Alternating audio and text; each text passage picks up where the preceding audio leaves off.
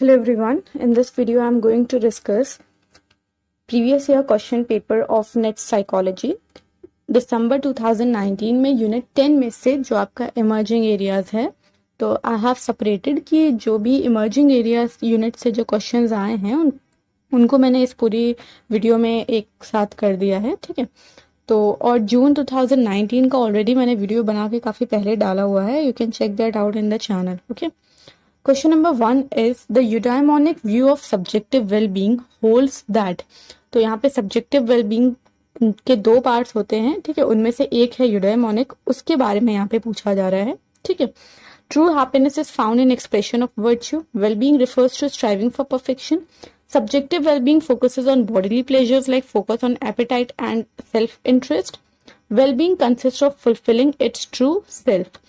तो यहाँ पे जो आपका आंसर है वो सी को छोड़ के बाकी सारे हैं, A B and D is the correct one. तो जो आपका सब्जेक्टिव वेलबींग होता है ये क्या होता है, इसके अंदर तीन आपके एक तरह से कैरेक्टरिस्टिक्स या फीचर्स कह सकते हो। एक high level of satisfaction with their life, अगर आपका सब्जेक्टिव वेलबींग हाई है, सब्जेक्टिव वेलबींग को बिल्कुल सिंपल वर्ड्स में अगर समझना है तो आपकी खुशी, ठीक है, आपका लाइफ से सेटिस्फैक्शन, लाइफ के लिए आपकी हैप्पीनेस, ठीक है, तो वो हो गया आपका सब्जेक्टिव वेलबींग। अब ये कैसे आएगा, इसके तीन पैरामीटर्स कह सकते हैं। High level of satisfaction with your life, आपको अपनी जिंदगी में से सेटिस्फैक्शन मिल रहा है। You have greater positive effect, ठीक है, यानी कि आपको पॉजिटिव फीलिंग की ज्यादा एक्सपीरियंस होती है। और less negative effect, negative effect भी होता है, नेगेटिव इमोशंस आते हैं, नेगेटिव एक्सपीरियंसेस होते हैं, लेकिन वो लेस होते हैं और पॉजिटिव इफेक्ट, पॉजिटिव एक्सपीरियंसेस ज्यादा होते हैं, ठीक है। तो there are three parameters of highest level of subjective well-being: high level of satisfaction, greater positive effect and less negative effect। अब दो तरह के SW भी हो सकते हैं, that is hedonic and other one is eudaimonic, जिस पर क्वेश्चन है। तो hedonic का मतलब होता है it is about maximizing pleasure and avoiding or minimizing pain। it is all about कि आप कैसे अपनी लाइफ से में खुशी पा सकते हो और कैसे अपना जो भी पेन है उसको कम से कम कर सकते हो, बस इतना मतलब है यहाँ पे हेडोनिक का।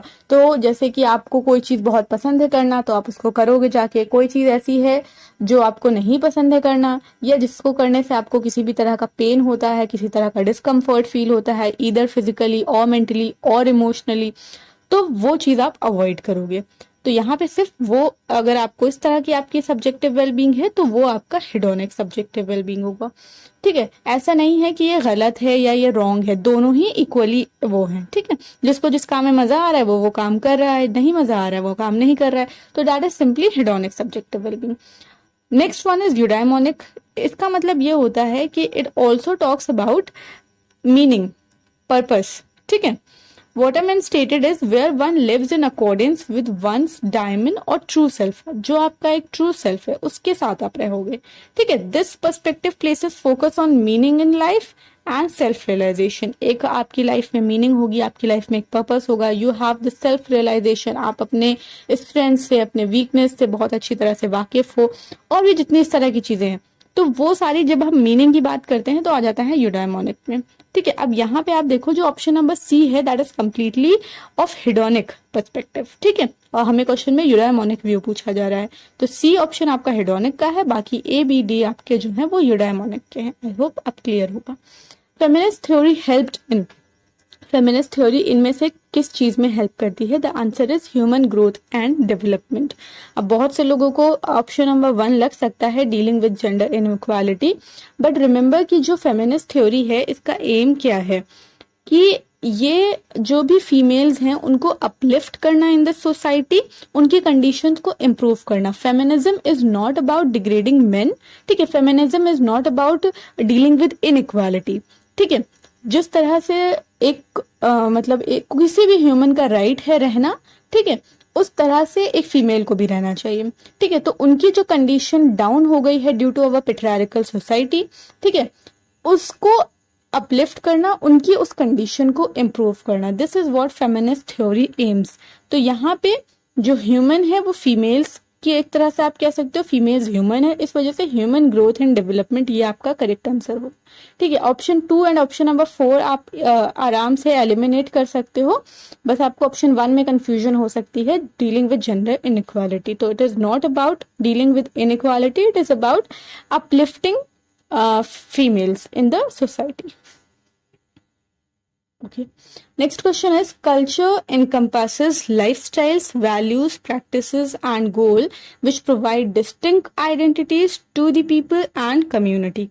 तो ये कल्चर के बारे में बात हो रही है कि कल्चर के अंदर क्या क्या चीजें आती हैं। हम जहाँ भी रह रहे होते हैं, कल्चर में रह रहे हैं, तो वहाँ के कल्चर के हिसाब से हमारी लाइफस्टाइल होती है, हमारी वैल्यूज प्रैक्टिसेस। ठीक है, जैसे इंडियंस है, हमारी वैल्यूज हमारी प्रैक्टिसेस अलग है in comparison to west culture. तो वो क्यों है? Because of the culture.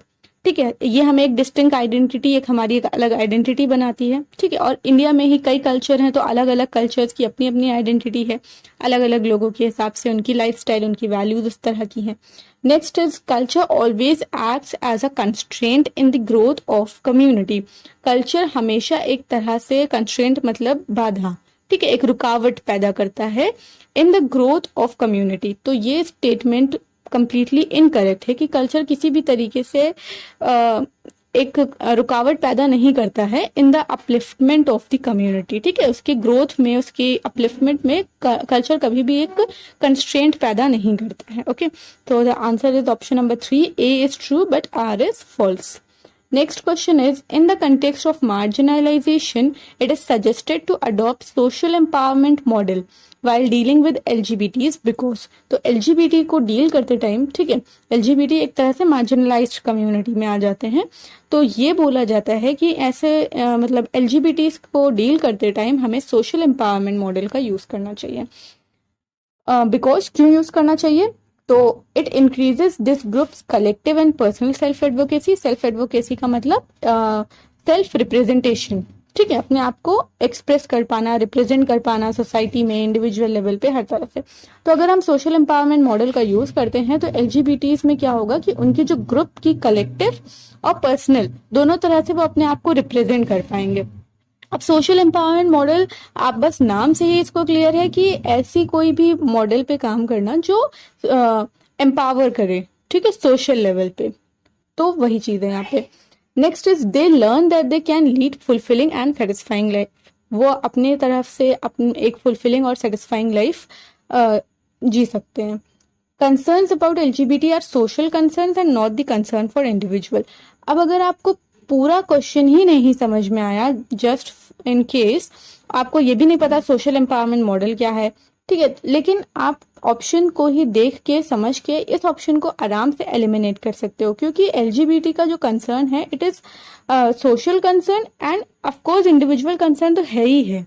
ठीक है, कोई भी पर्सन है वो अगर इस कम्युनिटी में आता है तो ये तो उसका अपना इंडिविजुअल लेवल पे चीजें है ना, तो ये स्टेटमेंट तो बिल्कुल ही गलत है। ठीक है, दे रियलाइज दैट बीइंग गे और lesbian is not a pathological condition. अगर हम उनको इस तरह से डील करते हैं, उनके एम्पावरमेंट की बात करते हैं, तो दे रियलाइज कि बीइंग गे और लेस्बियन ये कोई पैथोलॉजिकल कंडीशन नहीं है, it is natural. Okay, so answer number 4 is correct, A B and D is the correct one, C आप आराम से एलिमिनेट कर सकते हो। Question 6 is, Suler's concept of online disinhibition effect is characterized by। तो online disinhibition effect के क्या क्या characteristics हैं? Anonymity है, ठीक है, accessibility है, hierarchy negation है, या easy escape consequences है। तो option number 3 A, C and D is the correct one, B नहीं होगा accessibility।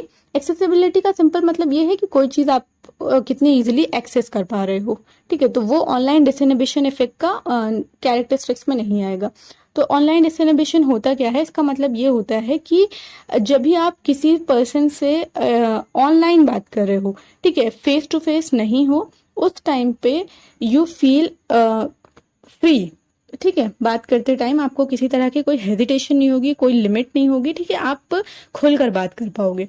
ठीक है, is the lack of limit one feels when communicating online in comparison to communicating in person. ठीक है, वो जो लिमिट होती है जब आप इन पर्सन बात कर रहे होते हो, वो एक लिमिट हट जाती है जब आप ऑनलाइन बात कर रहे होते हो। People feel safer saying things online which they would not से इन रियल लाइफ। ठीक है, बहुत सारी ऐसी चीजें होती हैं, अच्छी और बुरी दोनों, जो वो मतलब पब्लिक में नहीं कह सकते हैं, लेकिन उन्हें सेफ फील होता है ऑनलाइन कहने से, ठीक है, because they have the ability to remain completely anonymous, ठीक है, वो कंप्लीट गुमनामी में वो उस चीज़ को कमेंट, ट्वीट या कुछ भी इस तरह का कर सकते हैं, and invisible behind the computer screen, उनको कंप्यूटर स्क्रीन के पीछे कोई नहीं दिख रहा है कि वो कौन है, ठीक है।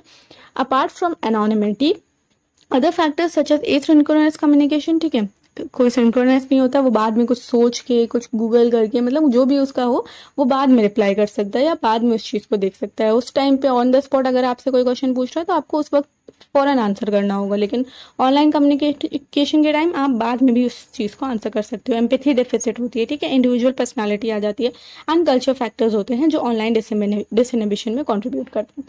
The manifestation of such effect could be in both positive and negative direction, ठीक है, एक पॉजिटिव वे में भी हो सकता है कि एनोनिमस होकर आप एक अच्छा काम करिए, या एनोनिमस होकर आप नेगेटिव डायरेक्शन में चले जाइए। तो इसलिए इसको बेनिंग डिसइनहिबिशन भी बोलते हैं, बेनिंग मीन्स काइंड, ठीक है, और टॉक्सिक डिसइनहिबिशन भी बोलते हैं। तो काइंड डिसइनहिबिशन पॉजिटिव के लिए आ जाएगा और टॉक्सिक डिसइनहिबिशन आपका नेगेटिव के लिए आ जाएगा।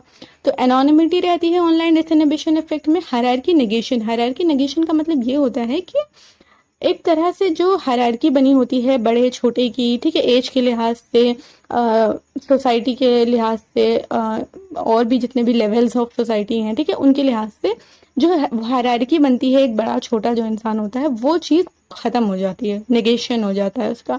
तो इंसान चाहे अपने बड़े से उम्र से बात कर रहा हो, चाहे अपने हायर ग्रुप से बात कर रहा हो, ठीक है, किसी फेमस पर्सन से बात कर रहा हो या इस तरह की चीज़, तो वो चीज़ ख़त्म हो जाती है। जिस तरह से इंसान खुद होता है उसको लगता है दूसरा पर्सन भी वैसे ही है, तो वो कैसे भी बात कर सकता है उससे, अच्छे सेंस में भी बुरे सेंस में भी।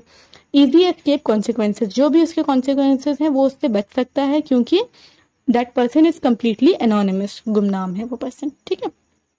क्वेश्चन 7 इज जनरेशनल डिजिटल और जेन डी फैक्टर। तो जनरेशनल, ये जो आपका जेन जी जनरेशन है, ये उसकी बात हो रही है। तो इनके इस चीज़ से कौन सा ऑप्शन आपके करेक्ट है? Pertains to reversal of power hierarchy in terms of digital technology. Generational Z जो जनरेशन है वो आपकी आ जाती है 1995 से लेके 2010 या 2012, 1997 से 2012 तक की भी है कहीं कहीं पे, ठीक है।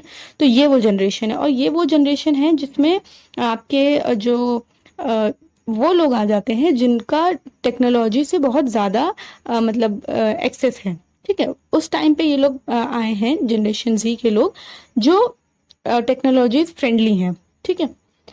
तो ये सही है आपका। Next is 3 years calls for psycho education of parents and care givers on digital technology usage. तो इनके जो पेरेंट्स हैं, ठीक है, तो इनके पेरेंट्स कौन से होंगे आपके? ये मिलेनियल वाले, ठीक है। इन लोगों को आप बुला के, इनके केयर गिवर्स को बुला के आप कोई भी साइको एजुकेशन करवा सकते हो on the topic of digital technology usage, ठीक है। तो आप इन्हीं के ही पेरेंट्स को तो करवाओगे ना, तो ये चीज़ है। बाकी जो ऑप्शन है आपके pertains to imparting knowledge downward to younger generation, ऐसा कुछ भी नहीं है, ठीक है। Calls for the adolescent psycho education on digital technology usage. इस जनरेशन के अडोलेसेंट को आपको डिजिटल टेक्नोलॉजी पे कोई भी साइको एजुकेशन की जरूरत नहीं, देने की जरूरत नहीं है, they are already far ahead, okay. तो ये चीज़ आ जाती है। I hope it's clear, okay. तो ये आप स्क्रीनशॉट ले सकते हो, अलग अलग जनरेशन का है, बेबी मूवर्स, जेन एक्स, मिलीनियल्स या जेन वाई और जेन जी, okay. So this was it for this video. I hope you liked it. Thanks for watching. Have a good day ahead.